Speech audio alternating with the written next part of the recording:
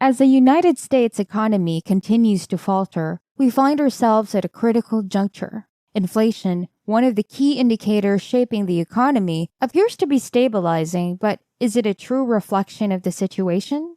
The nation grapples with an enormous debt crisis, the potential consequences of which continue to reverberate throughout the financial markets and the economy. The clock is ticking as the specter of default looms large. Amidst these challenges, influential voices of concern, caution, and prudent financial planning are necessary in these uncertain times. Hello and welcome to another video of Finance Sense, where we cover all the latest trends in the financial markets and the economy. Before we start, make sure to leave a like, subscribe, and comment below if you enjoyed watching this video, and turn on the notification bell to keep posted. And now, without further ado, let's start. The United States is dangerously close to entering a recession. The everything bubble is bursting, and a debt default might lead to the dollar's demise. The S&P 500 may decline by 50%. These are the headlines that you might be seeing recently. But currently, the U.S. economy's most crucial indicator is inflation because as it rises, interest rates must stay higher, and stock and home prices must decline. However, inflation seems to be slowing down. But is it? The primary metric that policymakers focus on is inflation, measured by the CPI, which stands for Consumer Price Index. Every month, this is recorded year over year and includes a weighted average of the most common consumer purchases. However, there is an issue with this computation since it could not be entirely correct, because some things that contribute to inflation are pretty volatile and have large short-term price fluctuations. Consequently, to address this problem, they developed the concept of core inflation. This deliberately leaves out food and energy, which are known to be far more erratic due to factors beyond our control, such as the 700% price increase of eggs. So both good and negative things are happening between them right now. At first glance, it would appear that inflation has decreased less than expected and is already below 5% for the first time since 2021. This also implies that inflation rose by 0.4% month over month, which indicates that if we maintain the same rate during the following year, inflation should remain around 5%. So what makes this news good? Aside from secondhand cars and homes, we witnessed a month-over-month net decrease in the cost of gasoline, electricity, natural gas, and transportation services, while everything else experienced a modest rise. Specifically, the food industry witnessed an annual growth rate of 7.1%, with cereals and baked goods seeing an even more impressive yearly growth rate of 12.4%. Restaurant food and other food consumed away from home increased by 8.6%. Therefore, unless you often consume rice and potatoes at home, you're definitely experiencing the consequences of inflation a little more than statistics indicate. The same applies to services like auto repair, frozen food, and insurance, which had the biggest yearly hikes. The cost of energy has, however, decreased by an average of 5.1% over the past year, and since that accounts for a greater amount of the American budget, inflation does tend to tilt to the negative. In addition, the fact that health insurance, car rentals, and bacon had the biggest price drops is beneficial. Even though this seems to be primarily positive news, a second aspect should be taken into account: core inflation. Food and energy costs are not included in this, and as a result, inflation stands at 5.5% yearly, up to 0.4% from month to month. This may not seem like much, but it has been unchanged since the beginning of the year, despite major increases in interest rates. Keep in mind that the core CPI was 5.6% in April. It was 5.5% in March, while it was 5.6% in February and 5.7% in January. In essence, the data is stickier than economists anticipated. The unfortunate news is that rates will likely need to remain higher for a longer time if this doesn't change. The housing market, which continues to be the primary driver of inflation, also supports this. In this scenario, the cost of housing rose by 8.1% in April, somewhat less than the 8.2% increase seen in March. Or, to put it another way, this made up a significant portion, more than 60%, of the monthly increase in the index for all products except food and energy. The good news is that housing only considers existing expenses, such as leases signed a year ago, and not necessarily the current market conditions. Furthermore, as rents have recently begun to fall, we may expect to see these figures decrease by the end of the year. Additionally, it's said that Jerome Powell is focusing on super core inflation, which is core inflation minus housing, since he recognizes and anticipates that housing will be a lagging indicator. When the factors contributing to excessive inflation are reduced, the picture naturally improves. Meanwhile, the debt ceiling will have the most significant immediate effect on practically every aspect of the economy, including stock prices, interest rate rises, the cost of housing, and the cost of borrowing money.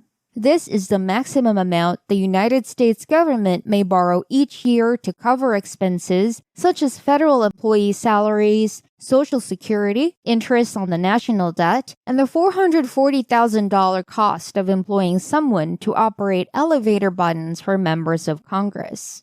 Because of this, when the limit is reached, either a new, higher debt ceiling may be agreed upon, or the United States may start to shut down to avoid defaulting on its obligations, which would be disastrous. Due to decreased tax collections, Treasury Secretary Janet Yellen warns that the United States might run out of money as soon as June 1st, which is far sooner than anticipated. Since 1960, the debt ceiling has been increased or altered 78 times, or more than once yearly. The debt cap, however, is reported to be different this time. Why? Because it appears that neither party can reach an agreement, and time is running out. The issue first came up in 1917, a time when Congress had exclusive authority to approve all public spending. So, if the U.S. were to go to war, build infrastructure, or invest in anything, Congress would vote on each bill and decide if it was worthwhile to spend money on it. But to give Congress a little more leeway during World War I, they passed the Second Liberty Bond Act, which set a limit on the number of new bonds that could be issued and the amount of money that could be spent. In some ways, this is similar to switching from spending, depending on the scenario, to using a credit card with a limit. They adopted a credit-like system so they too received a credit score. They disclosed to other nations their likelihood of paying back their loans. Since they have never defaulted, the United States has a AAA rating, which indicates that they are very safe to lend money to. However, given the nature of things right now, government spending is completely out of control. And to establish a new debt ceiling, one side must concede, otherwise everything would fall apart. So, should we be concerned about this?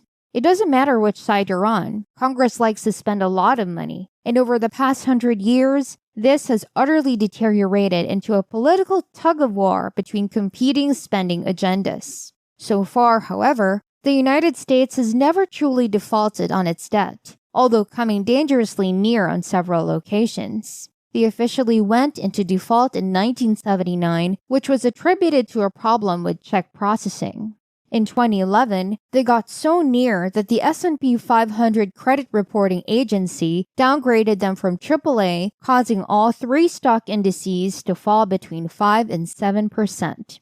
The main problem is that neither side is close to reaching an agreement, since one side wants to maintain current expenditure levels, while the other wants to ultimately reduce spending. For instance, House Speaker Kevin McCarthy repeatedly asked President Joe Biden where in the federal budget we could potentially find savings, to which Biden replied that everyone in the room was aware of the potential of default. But instead of offering a strategy for removing the default, he presented a plan to hold the default hostage.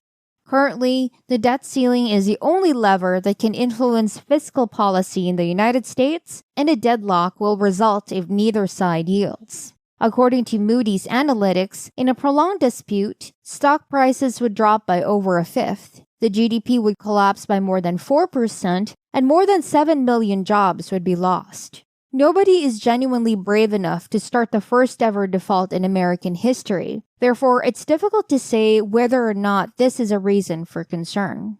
In terms of where to direct your attention, Warren Buffett and Charlie Munger stated at the most recent shareholder meeting that they traded $13 billion in stock for cash, while also stating that the great moment for the U.S. economy has been approaching an end over the previous 6 months. Separately, Buffett sold $25 billion in stock during the same period, raising concerns that cash may be the safest place to be right now. After all, China, the banking industry, and commercial real estate were all named major concerns to the U.S. economy. The combination of all three might cause the economy to collapse. According to a Forbes article, the S&P 500's return this year was almost entirely driven by the top 10 stocks, accounting for about 90% of that return.